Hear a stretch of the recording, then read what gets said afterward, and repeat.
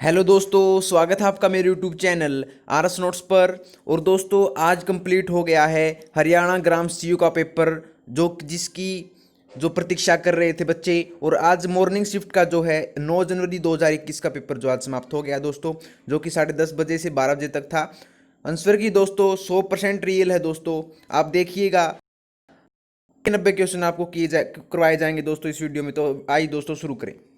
तो पहला question math का दे रखा था दोस्तों, 3 के पहले 5 मल्टीपल की एवरेज क्या होगी दोस्तों। तो ऑप्शन में 9 था, तो इसका आंसर 9 हो जाएगा दोस्तों, ऑप्शन नंबर 9।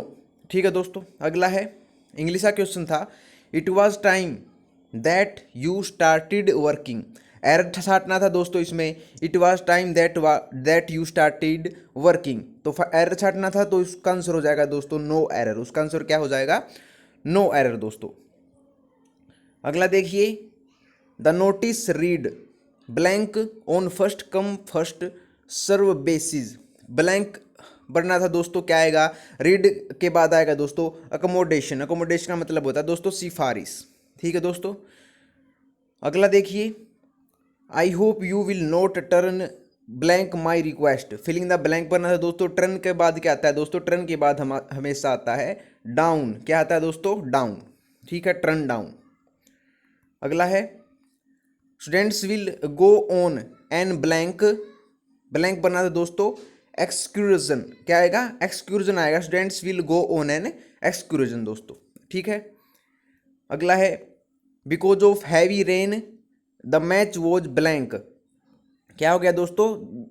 वर्षा आ रही थी, तो इसके कारण से जो मैच था वो स्थगित हो गया। कार्ड ऑफ आएगा दोस्तों, ऑप्शन में कार्ड ऑफ था। ठीक है, अगला है, see road rough side over her tenant when she decided to sell the home without informing her tenant about her plans. तो जो ये अंडरलाइन थी दोस्तों, कौन सी अंडरलाइन? ये थी रोड रफ सोड ओवर। तो इसका मतलब बताना था दोस्तों हमको। तो इसका आंसर क्या हो जाएगा? Lack of consideration of feelings. ठीक है दोस्तों, अगला है, हरियाणा पंचायती राज अधिनियम 1994 के अनुसार एवं जिला परिषद की एक विशेष बैठक में कार्य होने के लिए वांछित कोरम क्या है? तो इसका आंसर नहीं मिला दोस्तों, इसका आंसर जल्दी आपको बता देंगे।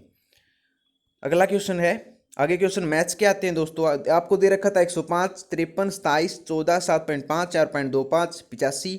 तो हमको निकालना था दोस्तों सी की वैल्यू। तो सी की वैल्यू क्या आ जाएगी दोस्तों? ऑप्शन में था 11.5।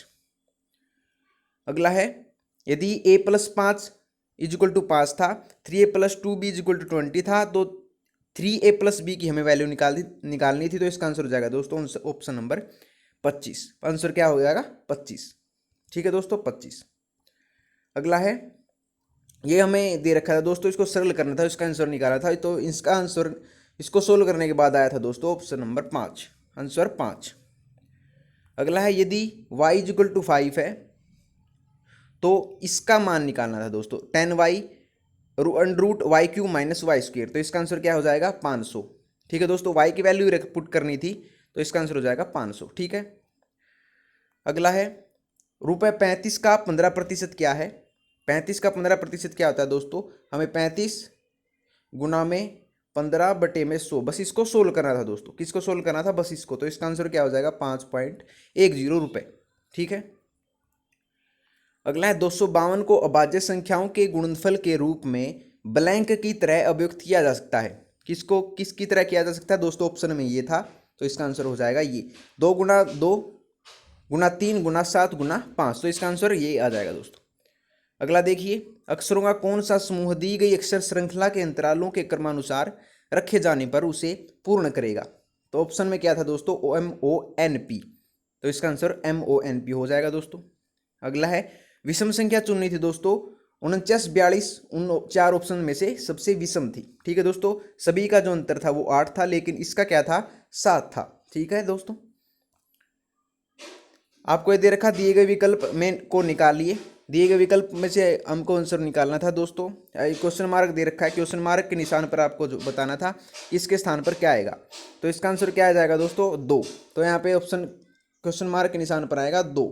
ठीक है दोस्तों, अगला है, यदि किसी भाषा में रिमोट का कूट ROTEME है, तो PNICC के लिए कौन सा शब्द आएगा? तो कौन सा शब्द आएगा दोस्तों? ये आएगा पिकनिक, PICNIC। ठीक है दोस्तों, पिकनिक। अगला है, यदि 144/0.144 गुना 14.4/x, तो x का मान निकालना, तो x मान आ जाएगा दोस्तों सोल्व करने के बाद 0.0144। ठीक है। अगला है 2/3, 3/4, 4/5 और 5/6 में सबसे बड़ी और सबसे छोटी भिन्न का अंतर क्या है? सबसे छोटी और सबसे बड़ी भिन्न का अंतर क्या होगा दोस्तों? ऑप्शन नंबर था 106। 106 जो भी था, जिसमें था, उसका आंसर हो जाएगा दोस्तों 106। अगला है, पथगति पोखल मोरादा तखनुक बाव प्राण बय पंक्तियां किस कवि की हैं? हमको इसका आंसर नहीं मिला दोस्तों, जल्दी आपको इसका आंसर भी बता देंगे। अगला मूर्धन्य व्यंजन बताना था, तो मूर्धन्य व्यंजन है दोस्तों ट। क्या है दोस्तों? ट मूर्धन्य व्यंजन है। अगला, प्रगतिवाद किसकी रचना है? प्रगतिवाद किसकी रचना है दोस्तों? ये है शिवदान सिंह चौहान की। किसकी है? शिवदान सिंह चौहान की ये रचना है। अगला है, साकेत की भाषा में ब्लैंक का अत्यंत शिष्ट और प्रौढ़ रूप मिलता है। किसमें मिलता है? खड़ी बोली में। ठीक है दोस्तों, खड़ी बोली इसका आंसर हो जाएगा। अगला, माधुर्य गुण को किसने उक्ति वैचित्र्य कहा? ये कहा है दोस्तों वेमन ने। वामन इसका आंसर हो जाएगा। अगला, पंत को उनकी किस कृति पर भारतीय ज्ञानपीठ पुरस्कार मिला? किसको मिला? ये मिला चिदम्बरा। चिदम्बरा जो उनकी कृति थी पंत की, सुमित्रानंद पंत की जो चिदम्बरा बुक थी, उस पर उनको भारतीय ज्ञानपीठ पुरस्कार मिला। अगला देखिए, गुलेरी जी द्वारा संपादित पत्र था। गुलेरी जी कौन थे दोस्तों? कहानीकार थे। इनका संपादित पत्र था दोस्तों समालोचक। ठीक है दोस्तों। अगला है, किसे आधुनिक हिंदी साहित्य का निर्माता माना जाता है? आधुनिक हिंदी साहित्य का निर्माता किसे माना जाता है दोस्तों? MA से भी क्वेश्चन आए हुए हैं, तो इसका आंसर हो जाएगा भारतेंदु हरिश्चंद्र को। ठीक है दोस्तों, जिसने हिंदी MA में की रखी हो, MA हिंदी में कर रखी हो, तो उसका आंसर बिल्कुल ठीक मिलेगा। निम्नलिखित में से कौन से हरियाणा के बल्लभगढ़ का शासक था और भारत के स्वतंत्रता संग्राम में शामिल था? तो कौन था? ये था दोस्तों राजा नाहर सिंह। ठीक है। अगला, हरियाणा पंचायती राज अधिनियम कब लागू हुआ? ये हुआ था 22 अप्रैल 1994 को। अगला, रामचरितमानस के रचयिता कौन थे? तो ये थे तुलसीदास। कौन थे? इसका आंसर था दोस्तों तुलसीदास। अगला है, जब 1966 में हरियाणा का निर्माण हुआ, तब बंसीलाल सरकार द्वारा खालिस्तान राज्य की दूसरी राजभाषा को घोषित किया था। तो इसको किया था दोस्तों पंजाबी को। तो पहली कौन सी थी? पहली थी दोस्तों तमिल थी। अगर आ जाए आपके पेपर में, कल भी पेपर है दोस्तों 10 जनवरी को 2021 को, तो आप इसको वीडियो को बिल्कुल रट लेना दोस्तों। इसमें से भी 2-3 क्वेश्चन आ सकते हैं। पहली भाषा थी तमिल और दूसरी थी पंजाबी। ठीक है। अगला, वर्तमान समय में हरियाणा में कितनी तहसीलें? बहुत आसान था दोस्तों, 93। अगला है, वर्षा ऋतु का स्वागत करने के लिए हरियाणा में निम्नलिखित में से किस त्योहार को मनाया जाता है? तो ये मनाया जाता है दोस्तों तीज। तीज त्योहार मनाया जाता है जब वर्षा ऋतु आती है तो। अगला है, भारत में पंचायती राज का शुभारंभ किस वर्ष में हुआ था? तो ये हुआ था दोस्तों 1959 में। पंचायती राज का शुभारंभ हुआ था 1959 में दोस्तों। अगला है, 2011 की जनगणना और 2020 परिकल्पना के अनुसार हरियाणा के किस शहर की जनसंख्या सर्वाधिक है? तो किसकी है दोस्तों? शहर पूछा था फरीदाबाद की, जो कितनी है? लगभग 18 लाख। ये नहीं पूछा दोस्तों, सिर्फ ये पूछा था, तो इसका आंसर हो जाएगा फरीदाबाद। अगर आपसे पूछ ले सबसे ज़्यादा जनसंख्या किस जिले की है, तो फरीदाबाद, और शहर पूछ ले तो भी फरीदाबाद। ठीक है दोस्तों। अगला, हरियाणा लोक सेवा आयोग के अध्यक्ष की नियुक्ति कौन करता है? तो ये करता है दोस्तों राज्यपाल। लोक सेवा आयोग के अध्यक्ष की नियुक्ति करता है राज्यपाल। ठीक है दोस्तों। अगला, हरियाणा सरकार ने वर्ष 2015 में यह घोषित किया कि वह ब्लैंक को स्मार्ट सिटी के रूप में विकसित करेंगे। दोस्तों हाल ही में गुरुग्राम और फरीदाबाद को जो है ये बताया गया कि उनको स्मार्ट सिटी के रूप में विकसित करेंगे। तो फरीदाबाद ऑप्शन में नहीं था दोस्तों, गुरुग्राम था, तो इसका आंसर हो जाएगा गुरुग्राम। अगला है, चीनी यात्री जुएन जांग थानेसर की यात्रा खालिस्तान के शासनकाल के दौरान की। किसने की? हर्षवर्धन के शासनकाल ने की। चीनी यात्री जो था जुएन जांग कब आया था? वो हर्षवर्धन के शासनकाल में आया था। ठीक है दोस्तों। अगला, दहशाला प्रणाली नामक राजस्व एक तरण और कृषि कर की नई प्रणाली हरियाणा में किसने शुरू की? दहशाला प्रणाली किसने शुरू की थी? राजा टोडरमल ने। ठीक है दोस्तों। अगला है, बसाई आर्द्र भूमि हरियाणा के किस जिले में स्थित है? तो ये है दोस्तों गुरुग्राम में। बसाई जो है, बसाई से एक गांव का नाम है दोस्तों, शहर का नाम है, ये गुरुग्राम में स्थित है। ठीक है दोस्तों। अगला है, निम्नलिखित में से कौन सी झील हरियाणा में 1947 में दो छोटे टीलों को जोड़ने से बनती है? तो कौन सी है? दमदमा झील है दोस्तों, सबसे पहले दमदमा झील। ठीक है दोस्तों। अगला है हरियाणा की प्रत्येक ग्राम पंचायत, पंचायत समिति और जिला परिषद अपनी पहली बैठक की नियत तारीख से ब्लैंक की अवधि के लिए कार्य करेगी। तो ये करेगी दोस्तों 5 वर्ष। ऑप्शन आ जाएगा यहाँ पे 5 वर्ष। ठीक है दोस्तों। अगला है हरियाणा कितने विधानसभा क्षेत्रों में विभाजित है? बहुत आसान क्वेश्चन था दोस्तों, इसका आंसर हो जाएगा 90। ठीक है। अगला, हरियाणा राज्य में कुल कितने जिले हैं? 22 जिले हैं दोस्तों। अंतिम जिला कौन सा बना था? ये बना था चरखी दादरी। कब बना था? ये बना था दोस्तों 2015 में। अगला है, जब गजनवियों ने भारत के उत्तर पश्चिम पर हमला किया उस समय हरियाणा पर किस वंश का शासन था? तो ये दोस्तों तोमर वंश का। ठीक है दोस्तों। हरियाणा का सितारा स्मारक ब्लैंक की समाधि है। किसकी समाधि है? ये है दोस्तों ताराचंद महाराज की समाधि है। कौन सी? सितारा स्मारक। ठीक है दोस्तों। अगला है रानिया विधानसभा।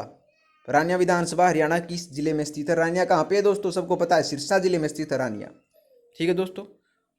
हरियाणा जी के बहुत आइए दोस्तों, मोस्ट इंपोर्टेंट क्वेश्चन हैं आपके कल के एग्जाम के लिए भी।